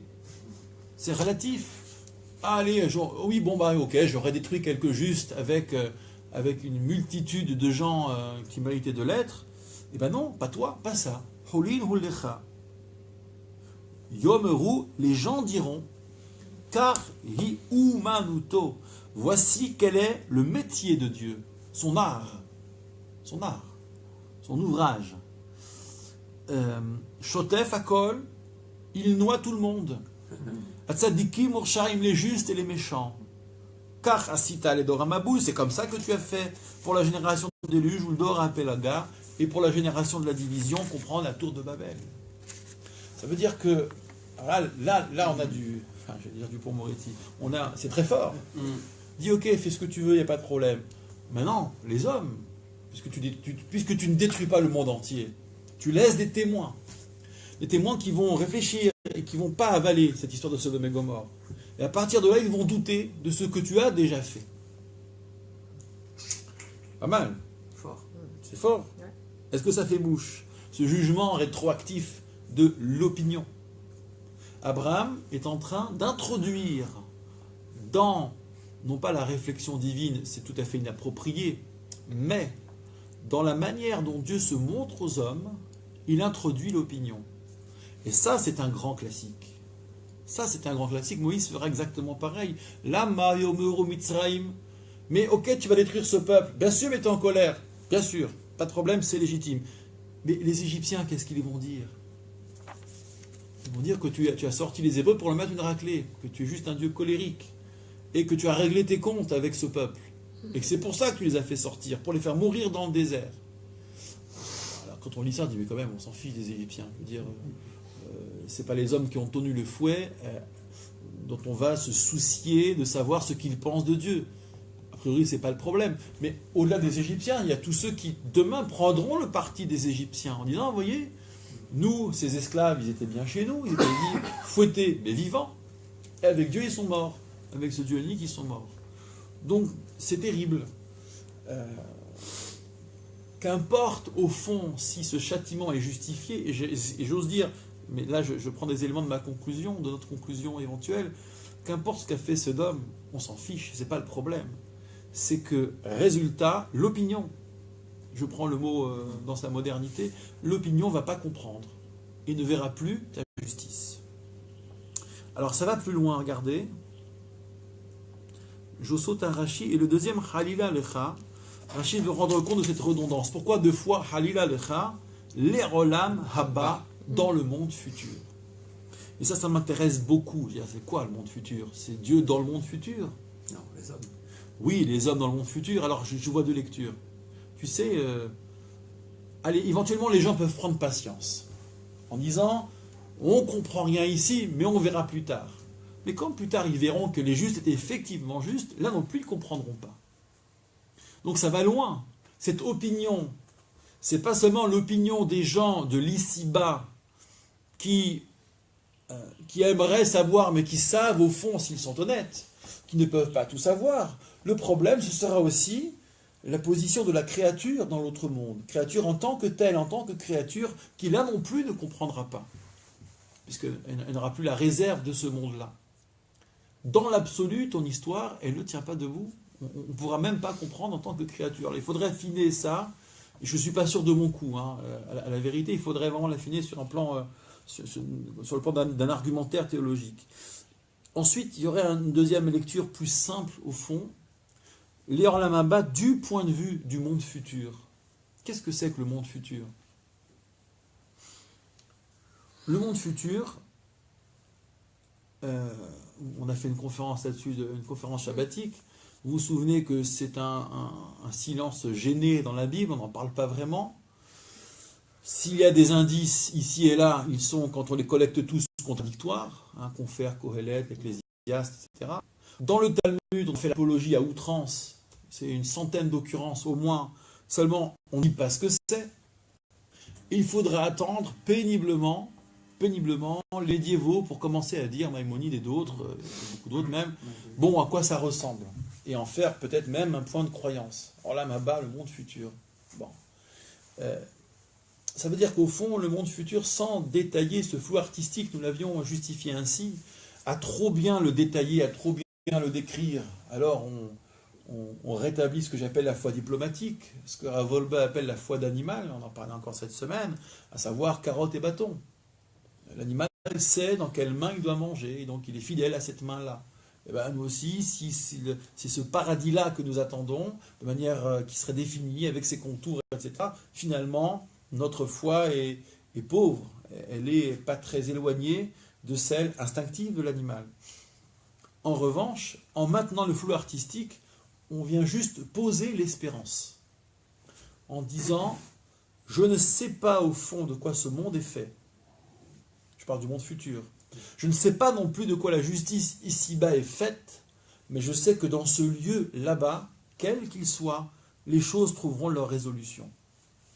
Alors en langage synthétique, Halil alecha l'Olam Haba, loin de toi, abstiens-toi par rapport au monde futur, ça veut dire à Dieu ne plaise que tu ne détruises l'espérance. Tu détruis l'espérance. Voilà. Non seulement rétroactivement, tes agissements seront incompris, mais ça c'est pour le passé, c'est un halila pour le passé, mais vis-à-vis du futur, c'est-à-dire dans la posture de l'homme du présent tourné vers le futur, tu abolis l'espérance. Ça c'est l'artillerie lourde. Et là, je pense, on est au terme de ce premier argument qui introduit l'opinion en regard des agissements du divin dans l'ici-bas. Si l'opinion ne comprend pas, à quoi ça sert? C'est le registre de la sanctification du nom, de la profanation du nom. Kiddush Hashem, Hilul Hashem. Comment le nom est sanctifié, glorifié, comment on le trouve grand, ce nom, ou bien comment on ne le trouve pas grand, comment il est finalement atrophié, et comment cette gloire est atrophiée. Mais ça veut dire aussi que Dieu doit rester compréhensible. Alors oui, jusqu'à une certaine mesure. Vous voyez qu'il y a deux temps ici. À défaut d'être compréhensible ici-bas, on pourrait l'être dans l'au-delà. Mais si c'est compréhensible dans un sens et dans l'autre, ni dans l'ici-bas ni dans l'au-delà, alors là c'est la fin des haricots. Et donc, sur la question de la théodicée, j'ai souvent résumé mon propos ainsi, que la justice divine soit lisible, parce qu'il faut, à partir d'elle, pouvoir un peu fonder aussi son éthique, en même temps qu'une espérance, jusqu'à un certain point. C'est le fameux commentaire de Rachid dans le Talmud Brachot qui indique que si l'homme, je ne vais pas vous refaire tout le développement, mais si l'homme connaissait tous les tenants et les aboutissants de la justice divine, il se substituerait au divin. Et notamment, pas pour pardonner, mais pour condamner. En disant, voilà, la vérité divine, c'est celle-ci, condamnation, jugement sévère, or, citant la Bible, citant le Parashat Kitissa, le Talmud dit, j'aurai pitié de qui j'aurai pitié, et prendrai en miséricorde qui je prendrai en miséricorde. Sous-entendu, même quand vous condamnerez en connaissance de ma justice, ce qui n'est pas le cas, eh bien moi je pourrais encore être miséricordieux. Et c'est d'ailleurs à partir de là que j'avais pour ma part dessiné le concept de miséricorde comme étant la capacité, rachamim en hébreu de la radicale rechem, la matrice, la capacité d'embrasser dans une matrice tous les événements qui viennent en amont et en aval de la faute. La faute, elle a ses causes. Alors, conception moderne de la justice, analysons les causes de la faute, ou du délit ou du crime. Mais elle a aussi ses ramifications. Qu'est-ce qu'on peut faire de cette faute? Qu'est-ce qui en ressortira dans l'histoire? Qu'est-ce que l'individu peut en retirer pour sa propre rédemption? Lui, ceux qui suivront ou son exemple ou son contre-exemple? À tous les niveaux, donc, la faute, l'acte délictuel, l'acte fautif n'est pas à isoler en tant que tel. Si je l'isole, je pratique la rigueur comptable. Le mal a été fait, point, et je juge ce mal-là. Mais la miséricorde consiste à embrasser. Et dès lors que l'on dirait de Dieu qu'il était là avant tous et qu'il sera après tous, sa vision à lui est par définition plus miséricordieuse que la nôtre, puisqu'il embrassera toujours plus. Même si un homme vivait éternellement, il est quand même né. À partir de là, donc, il ne sait pas ce qu'il y a eu avant. Voilà. Donc c'est la course à qui était là avant et qui sera là après. Et à cette course-là, par définition, par essence, Dieu est forcément gagnant. Bon, alors...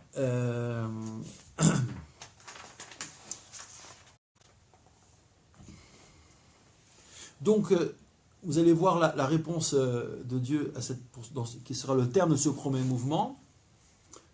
Mais il me semble que dans ce verset 26, nous verrons qu'Abraham a réussi à introduire justement la miséricorde. Réussir à faire descendre la miséricorde, ça veut dire, en disant, tu sais, les hommes, ils vont comprendre ta miséricorde, ça les fera avancer. Ta miséricorde ferait que tu serais, en somme, par ton attitude, en tous les cas, ton attitude serait intelligible, vecteur d'espérance, donc elle est utile, donc elle est nécessaire. Voilà pourquoi il faut sauver ces hommes. Pas pour ces gens-là, d'ailleurs on ne sait pas ce qu'ils ont fait, mais pour la suite. Donc c'est une vision positive qui veut aborder justement les ramifications et les conséquences. Là, la vision d'Abraham est fondamentalement miséricordieuse et il appelle ainsi la miséricorde. Regardez plutôt verset 26, du coup ça va aller tout seul. Alors, vous voulez lire le verset 26, je vous prie? ויאמר השם, אם אמצא בסדום 50 צדיקים בתור העיר, ונסעתי לכל המקום בעבורם. Vayomer Hashem, et Dieu lui répond, Vayomer, douceur, Hashem, miséricorde. Im emtsa visdom, fils d'homme. Si je trouve dans Sodome, Hamishim Tzaddikim Betor Ha'ir, dit juste dans la ville. J'aime bien ce Betor Ha'ir, j'ai pas réussi à en rendre compte, mais c'est peut-être contingent, mais j'aimerais quand même qu'à terme je fouillerai bien sûr et trouver des commentaires. Betor Ha'ir, des justes qui sont dans la cité. Pas des justes qui sont hors sol, machin. Mais si je trouve vraiment des justes enracinés dans la cité, Betor Ha'ir, je suis sûr que certains ont commenté ça. Venasati lechol hammakom ba'avuram. Je supporterai, comprends, je pardonnerai tout l'endroit, ba'avuram, pour eux. Pas à cause d'eux, mais pour eux. Donc la logique d'Abraham l'a emporté. Et encore une fois, pour rendre compte de cette dialectique, c'est pas que Dieu change d'avis, mais c'est que puisqu'Abraham a soulevé la question, puisqu'il s'est inquiété du sort, de la perception de l'attitude divine, ça veut dire qu'un homme s'inquiète. Ça veut dire que cette inquiétude devient humaine. Et c'est ainsi qu'il fait descendre la miséricorde. Donc elle vaut la peine, cette miséricorde. Si Abraham n'avait pas parlé, ça veut dire que personne ne sait lire la miséricorde. Et donc être miséricorde pour rien, je ne veux pas prendre l'expression vivoise avec des violons et des incontinences, mais c'est gratuit et ça ne sert de rien. Ça dessert donc l'autorité divine. Mais qui aime bien châtie bien, et dans qui aime bien châtie bien, il y a qui aime bien. Et le bien châtier, c'est trouver la juste mesure aussi. Hein, Bene castigat. Bon. Il n'y a pas d'ironie de la part de Dieu, là. Vous proposez l'ironie. Non, je sais pas. Non ? Ça fait pas partie des attributs. Ah, on pourrait. Alors, encore une fois, c'est ce que j'appelle le jeu d'acteur. Hein, si vous êtes Morgan Freeman, que vous devez jouer Dieu en costume blanc, n'est-ce pas, dans les nuages, on peut imaginer, hein, le côté comme ça, Bill Cosby étant... Allez, ou bien... s'il y en a 50. 50. D'accord. Et Abraham, allez, s'il te plaît, 50, s'il manque 5 sur les 50, c'est ça, c'est 45. D'accord, tu me fais 10%, tu me fais... Attends, c'est la suite. Donc vous imaginez Serge Benamou face à Morgan Freeman, ça peut être sympathique, d'accord. Bon. Alors, je voudrais juste, il nous reste 4 minutes, lire le verset suivant. Bien que le 26, c'est le temps de l'éveil de la miséricorde, hein, parce que Dieu dit, voilà, ok, je sauverai tout l'endroit. Donc la miséricorde est acquise, elle est là, elle est donnée. Regardez plutôt verset 27, je vais le lire si vous permettez. Vayaran Abraham vayomar. Abraham répondit. Donc c'est une réponse à ce qui vient d'être dit. Vayomar et il dit. Donc c'est pas une nouvelle proposition, mais bien un retour sur ce qui a été dit. Hinena ho'al tiledaber el Adonai. Ve'anochi rafar va'efer. Voici, s'il te plaît, na. Le ton change. C'est plus du tout le même ton. Ho'alti, j'ai osé, c'est moi qui traduis oser, entrepris, j'ai accédé à l'idée de faire ceci. Donc oser, j'ai osé les daber, parler durement, El Adonai, à celui qui est tout en majesté. Hein, ici, c'est pas le tétragramme, mais c'est le maître. Donc je me suis permis de m'adresser, c'est hors protocole, c'est tout à fait impossible. Anochi Rafar va faire, alors traduction première, alors que le vav ici sur un vav d'opposition, alors que je ne suis que poussière, Afar va faire et cendre, ça c'est un sommet de poésie, si vous avez des éléments là-dessus, moi ça m'intéresse. Afar va faire, va Anochi, Afar va faire, et moi en tant que moi-même, Anochi, je ne suis que poussière de la terre, hein, littéralement, la poussière et de la cendre.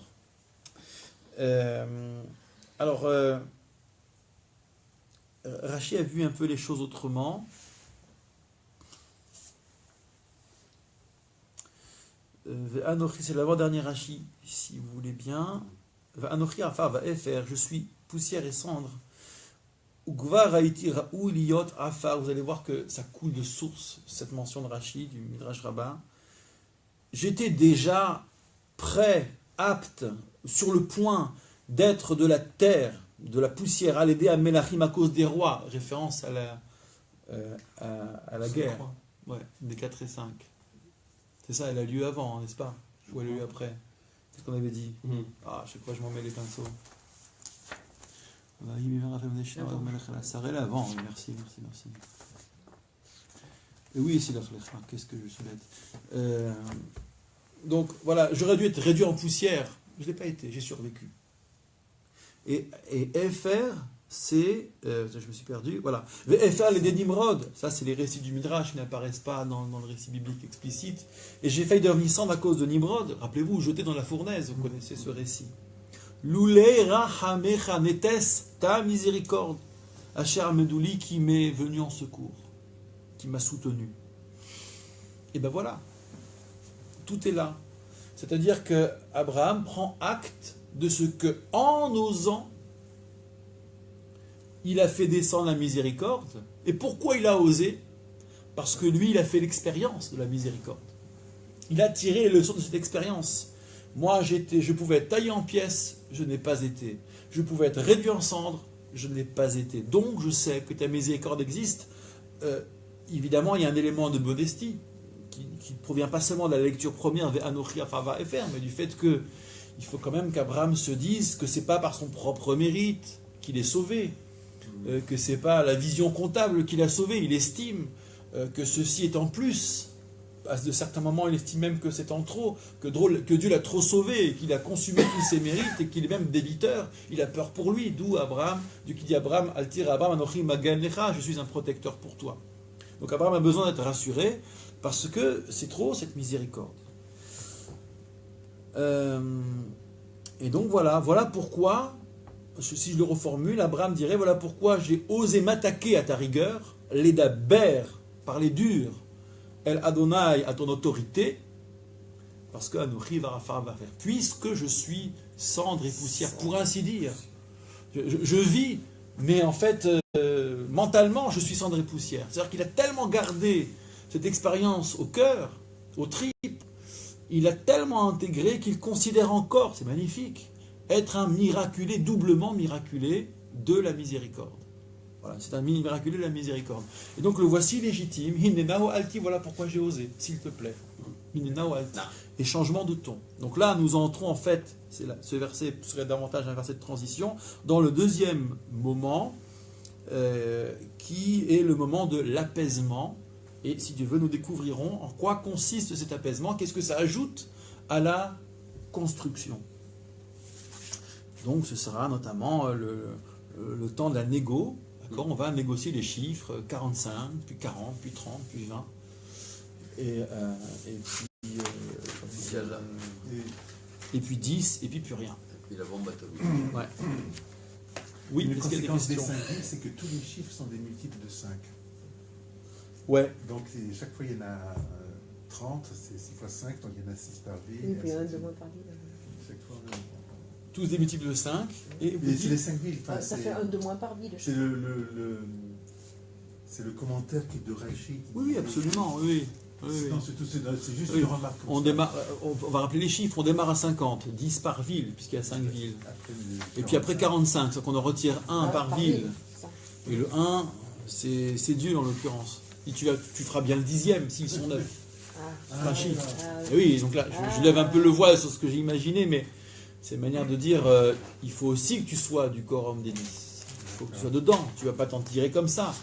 Il faut que ta miséricorde elle soit aussi providentielle, interventionniste. Bon, j'en dis pas plus. C'est une nouvelle étape théologique importante. Et puis après, il y a la phase de 40, et 30, et 20, et 10. Et vous verrez dans Rachid qu'il s'agit, je lève encore un peu le voile, de dire si on ne peut pas sauver les 5 villes, au moins qu'on ait 4 villes. Puisque 9, ça ne marche pas, donc je reviens à 10. Mais alors 4 villes, si ce n'est pas les 5. Et sinon 3, et sinon 2, et sinon 1. Malheureusement, même une ville, on ne peut pas la sauver. C'est la phase que j'appelle Tefila, la prière qui demande de changer les choses, qui demande d'accommoder les choses. Bon. Alors, on a déjà bien avancé, je pense. La suite ira assez vite. Et donc, on profitera de cette troisième séance pour clore notre sujet. Parce que là, on a le voile sur plein de données qui apparaîtraient. Et donc, deux choses. si vous voulez bien, peut-être de votre côté, faire des petites recherches sur les fameux 36 juges, sur la légende. Ouais. Mais c'est le livre De Schwarzbach, pas seulement. Ah bon? Oui, c'est un vieux truc. Ça, je sais. Ouais, c'est un vieux truc. Vous pouvez Wikipédier la chose, vous verrez. En hébreu, parce que Moi, je vais voir si vous êtes hébraïsant, regardez Wikipédia en hébreu, vous allez voir, des fois c'est assez étonnant. Parce que Abraham, c'est. Parce que dans le roman, Binyamin, pourtant que je me rappelle, il invoque le prophète Isaïe. Je me rappelle plus très bien. Ouais, ça commence à cette époque-là. Ouais. Je me rappelle plus très bien du roman, mais ça se lit très facilement. Et, ouais. Bon, après c'est des justes qui souffrent, hein. Les 36 en question, Oui. c'est des galères. Donc en fait, c'est des justes qui portent leur croix, si vous permettez cette expression. Mais bon, la Medvav, voilà, c'est une thématique intéressante. C'est juste qui font que le monde entier va vivre. Puisque finalement c'est cette figure qui s'est retenue. On a vu, au-delà de la construction théologique, que c'est aussi la figure du juste qui bouge, à savoir si un juste a été bon par lui-même, bien sûr qu'il serait sauvé, et pas emporté par la sévérité, et si tout est détruit, c'est qu'il n'y avait pas ce juste. Donc un juste ait échoué finalement à changer le monde, au fond importe peu, pourvu qu'il porte lui un certain mérite. Et c'est là que se dessine peut-être le concept des 36 justes, pourvu que lui porte un certain mérite et qu'indirectement, on se dise, bon, ce monde mérite de vivre, puisqu'il y a des gens aussi bons à l'intérieur. Bon. Et ça aussi, je pense que ça doit, c'est pas sans signification, sur notre conception de l'humain, sur notre humanisme, d'ailleurs, sur notre humanitas. Et profane sacré, est-ce qu'on peut l'utiliser, par exemple, avec toute la violence, entre guillemets, d'origine religieuse, les attentats, Bien sûr. Est-ce que c'est... Bien sûr. Vous vous rappelez, lorsqu'on avait traité de la question des violences religieuses à Shavuot dernier, j'avais tiré une conférence shabbatique aussi, et j'avais cité René Girard qui parlait à propos donc c'est son grand sujet, les violences religieuses, bien sûr, les délires mimétiques, etc. Mais qui relisait la ligature d'Isaac, Akedat Yitzhak, qu'on a travaillé l'année dernière d'ailleurs, si vous vous souvenez, en exprimant que les sacrifices, au fond, je ne sais plus ces termes, mais confisquaient la violence faite aux hommes. D'accord, qu'ils capitalisaient, qu'ils cristallisaient les violences. Je ne me rappelle plus exactement ces termes. Mais voilà, le rituel sacrificiel fait que la violence, elle se reporte sur l'animal, sur le sacrifice et plus sur l'homme. Pardon, il ne disait pas ça par rapport à la ligature d'Isaac, mais je m'en suis servi, moi, pour relire d'après ça la ligature d'Isaac, c'est-à-dire que dès lors que Abraham voit sa main retenue pour ne pas sacrifier son fils, il était prêt à le faire. Ça veut dire que désormais, l'humain est sorti du sacré. L'ordre social est arraché à l'ordre du sacré. Voilà. Et donc, il est relégué au niveau du profane. Désormais, on ne sacrifie plus les hommes, parce que l'homme, ce n'est plus relaténima, l'holocauste intact, comme Isaac aurait pu l'être. Voilà. Donc, il y a un tournant ici. Et c'est cela qui se joue dans les violences religieuses, au fond. D'accord ? Est-ce qu'on attend des hommes qu'ils soient parfaits, et que si ce n'est pas le cas, la colère divine, en l'occurrence mise en œuvre par ceux qui estiment être les agents de cette colère, que cette colère éclate contre les imperfections humaines. Je pense que c'est tout ce prisme délirant contre lequel le mythe ou le récit d'Yitzhak, l'Arkadat Yitzhak, la ligature d'Isaac, milite. On arrache l'humain, on ne sacrifie plus l'enfant, on arrache l'humain, on arrache l'ordre social à l'ordre du sacré. Et on les distingue désormais. Voilà. Et le profane, est-ce que c'est pas le lieu du libre arbitre C'est ce que vous dites que le libre arbitre, sans doute. Parce oui. que c'est intéressant. Parce que c'est un peu ça. Dans le sacré, on peut plus. Il n'y a plus de libre arbitre, finalement. Dans le sacré. On est... Alors, si on parle du rituel, du sacré rapporté au rituel, effectivement, toutes les données sont hétéronomiques. Elles nous sont imposées. D'accord ? C'est peut-être d'ailleurs une des grilles de lecture de la mort des fils d'Aaron qui décident d'amener un feu que Dieu n'avait pas ordonné. Ils ont introduit l'autonomie là où l'hétéronomie était de mise. c'est ce mélange des genres. Ils ont fait, Dans le Lévitique. par enthousiasme, par passion, si j'ose dire, Oui. ils ont finalement appliqué la règle du profane dans le sacré. Et ce domaine-là devait être réservé, semble-t-il. Alors, est-ce que on pourrait dire que le profane est le lieu du libre arbitre? Sans doute bien davantage, bien sûr. Mais ça mériterait d'être affiné. Hein, je ne sais pas si je ferais superposer tout de suite les catégories. Je n'avais pas réfléchi avant. Hein, Ouais, mais c'est une très bonne, excellente remarque. Voilà. Alors, je vous donne rendez-vous dans 2 semaines pour cette étude, puisque je suis à Paris lundi prochain. Et donc, suite et fin de défendre Sédom. Vous voyez qu'on a déjà une belle figure de l'avocat, ou une jolie description de la vocation de l'avocat, qui, dans un prétoire, est là pour faire entrevoir la miséricorde, pour la faire descendre. J'aime bien ce mot d'ailleurs, faire descendre la miséricorde. Là où on attend du sang, là où on crie à mort, il est là pour faire cliver les gens de l'intérieur d'eux-mêmes. Attention, la colère est une chose, la soif de sang en est une autre, mais la réalité c'est encore autre chose. La miséricorde, c'est être capable d'avoir le recul pour tout embrasser. Et donc arriver par le talent, peut-être par la malice, peut-être par les arnaques rhétoriques, les procédés qu'on imagine, mais à mettre de la miséricorde là où il n'y a que du sens premier, du rapport primaire aux événements. On a peut-être ici une belle description de la vocation d'avocat. Bon, et je n'en dirai pas plus, nous verrons cela les prochaines fois. Je vous remercie. Merci. Bravo à tous et à toutes. En tout cas, c'est très beau de voir Merci. que ce qui paraît être un marchandage, c'est